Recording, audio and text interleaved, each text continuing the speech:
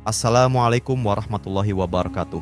Nah, di video kali ini kita akan membahas kisah luar biasa tentang seorang penemu api bernama Nur dan bagaimana ilmunya diterima oleh berbagai suku.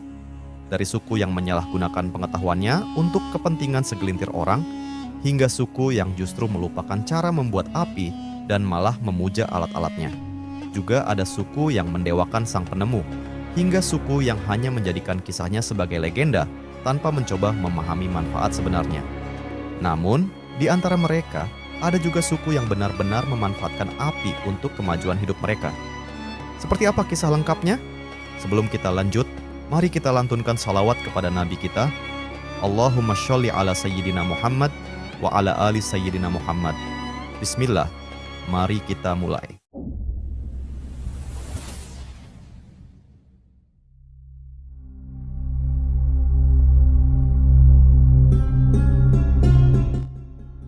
Pada suatu masa, hiduplah seorang pemikir bernama Nur yang begitu tekun menggali rahasia alam.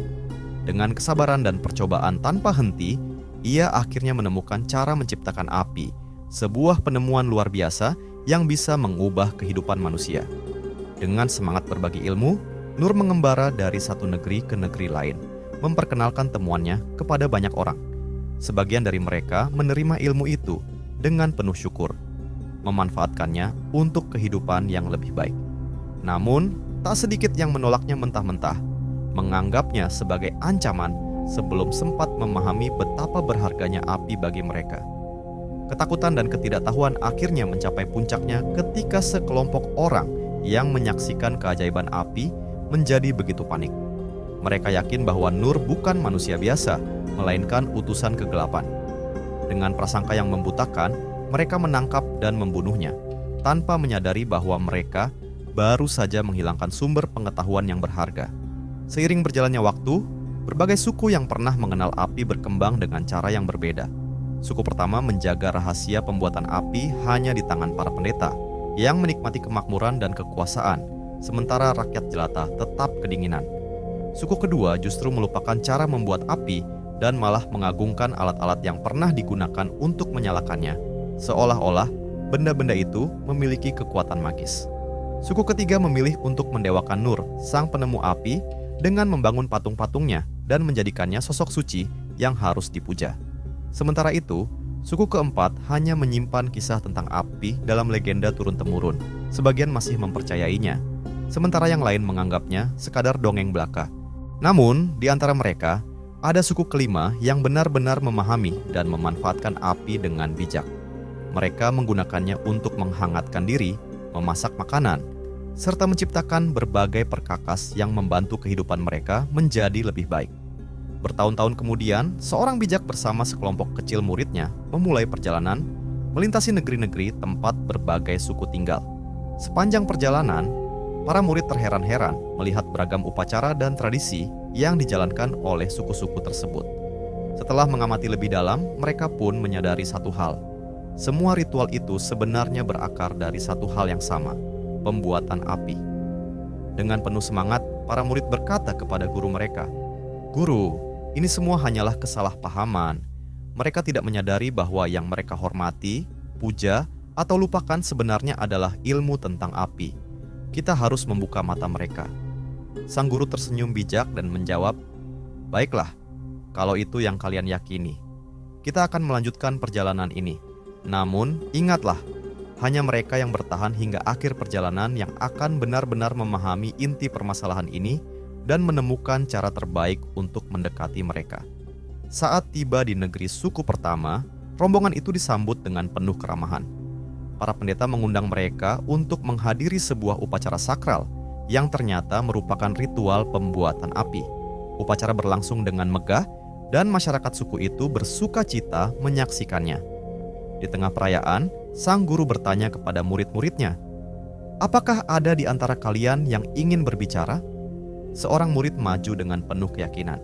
"Demi kebenaran, saya merasa harus menyampaikan sesuatu kepada mereka," katanya. Sang guru menatapnya dengan tajam dan berkata, "Jika engkau siap menerima konsekuensinya, maka bicaralah." Dengan langkah tegap, murid itu berdiri di hadapan pemimpin suku dan para pendetanya, lalu berkata, Apa yang kalian anggap sebagai keajaiban dari para dewa sebenarnya hanyalah ilmu yang bisa dipelajari oleh siapa saja. Aku bisa menunjukkan cara membuat api di hadapan kalian sekarang juga. Jika aku berhasil, maukah kalian mengakui bahwa selama ini kalian telah keliru?" Namun, para pendeta merasa terancam. Mereka berteriak, "Tangkap dia!" Dalam sekejap, murid itu ditangkap dan dibawa pergi. Itu adalah terakhir kalinya ia terlihat oleh siapapun. Dengan hati berat, sang guru dan murid-murid lainnya melanjutkan perjalanan hingga tiba di negeri suku kedua, suku yang memuja alat-alat pembuat api. Kali ini, seorang murid lain memberanikan diri untuk berbicara.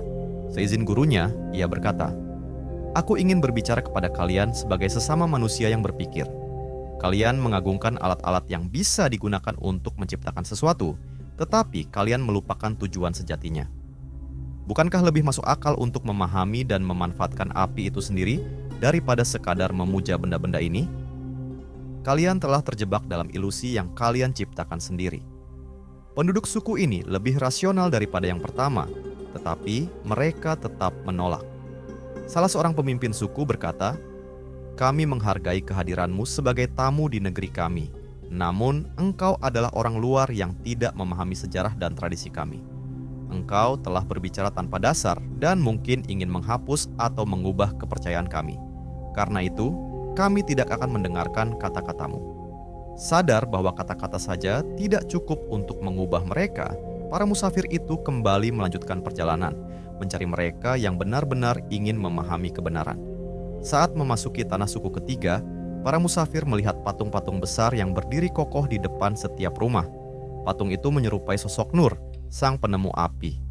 Penduduk suku ini tidak hanya menghormati Nur, tetapi juga menyembah patungnya dengan penuh kekhusyukan. Murid ketiga memberanikan diri untuk berbicara dengan kepala suku. Patung ini hanyalah gambaran seorang manusia. Manusia memiliki kemampuan untuk mencipta, tetapi patung tidak memiliki daya apapun. Yang seharusnya kalian hargai bukanlah wujud ini, melainkan ilmu yang diwariskannya. Pemuka suku menanggapi, "Mungkin benar apa yang kau katakan, tetapi hanya sedikit orang yang bisa memahami rahasia sejati di balik semua ini." Murid itu menghela napas dan berkata, "Hanya mereka yang mau berpikir terbuka yang bisa menemukan kebenaran. Tapi jika kalian memilih menutup mata terhadap kenyataan, kalian akan selamanya terjebak dalam ilusi." Para pendeta suku itu langsung murka. "Ini adalah ajaran sesat," seru mereka. "Kau hanyalah orang luar yang bahkan tidak fasih berbicara dalam bahasa kami. Bagaimana mungkin kami mendengar nasihatmu?" Tak ada lagi yang bisa dilakukan. Murid itu pun terpaksa mundur, dan rombongan mereka kembali melanjutkan perjalanan. Ketika mereka tiba di negeri suku keempat, murid berikutnya melangkah ke tengah kerumunan dan berkata lantang, "Legenda tentang api itu benar adanya. Aku tahu cara membuatnya." Tiba-tiba, suasana menjadi gaduh. Suku itu terpecah menjadi beberapa kelompok dengan pendapat yang berbeda-beda. Sebagian orang tampak antusias. "Jika kau benar, ajarkan kami caranya," seru mereka. Namun, ketika sang guru dan murid-muridnya menguji mereka, terungkaplah bahwa kebanyakan dari mereka hanya ingin memanfaatkan api demi kepentingan pribadi raja, bukan untuk kesejahteraan bersama.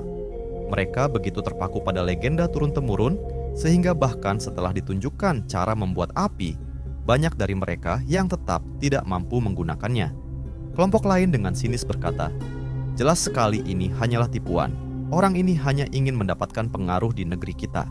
Sementara itu, ada juga yang berkata, "Lebih baik kita tetap berpegang pada legenda lama. Jika kita percaya pada ajaran baru ini dan ternyata tidak berguna, negeri kita akan kehilangan identitasnya." Perdebatan semakin sengit, tetapi tidak ada satupun kelompok yang benar-benar siap untuk menerima ilmu yang sebenarnya. Sang guru hanya tersenyum tipis dan memberi isyarat kepada murid-muridnya untuk melanjutkan perjalanan. Di antara perdebatan sengit yang terjadi di negeri suku keempat, muncul kelompok lain yang berpendapat, "Kami lebih memilih mempertahankan legenda sebagaimana adanya. Legenda ini telah lama menjadi perekat persatuan di negeri kami.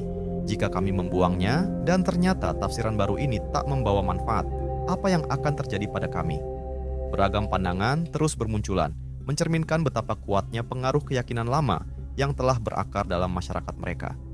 Setelah menyaksikan semua itu, rombongan musafir melanjutkan perjalanan hingga akhirnya mereka tiba di negeri suku kelima. Di sini, pembuatan api telah menjadi bagian dari kehidupan sehari-hari.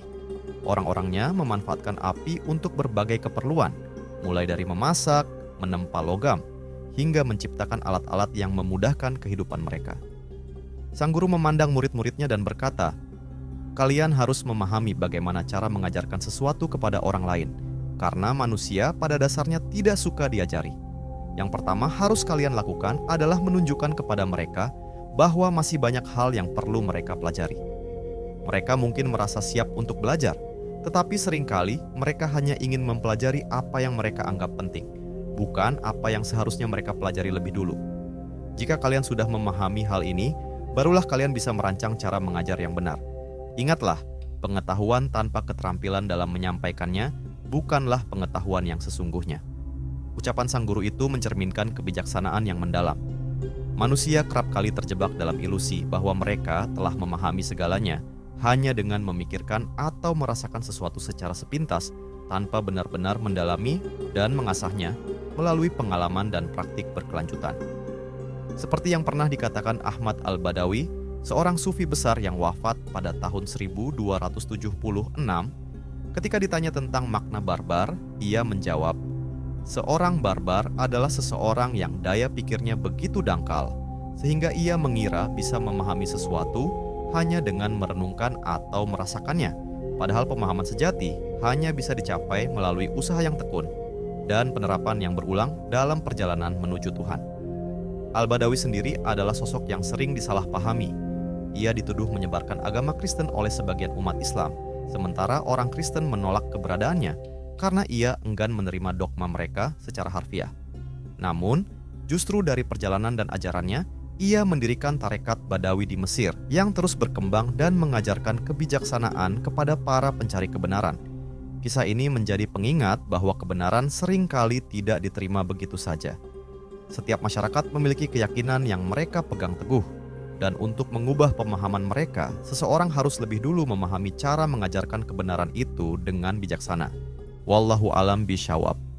Terima kasih sudah menyimak video kami. Jangan lupa bagikan pendapat kalian di kolom komentar ya.